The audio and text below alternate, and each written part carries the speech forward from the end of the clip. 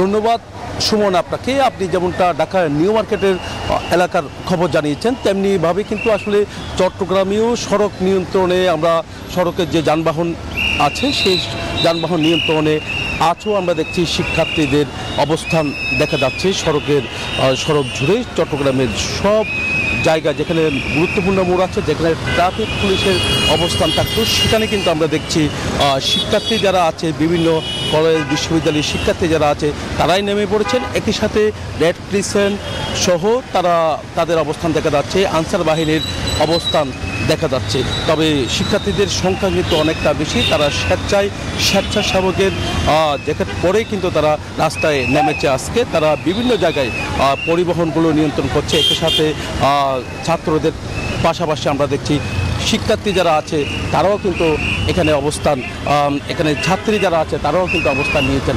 সব মিলে বলা যায় কিন্তু আসলে ট্রাফিক ম্যানেজমেন্টের যে দায়িত্বে থাকার কথা রয়েছে ট্রাফিক পুলিশ, তাদের অবস্থান কিন্তু এখনও নেই।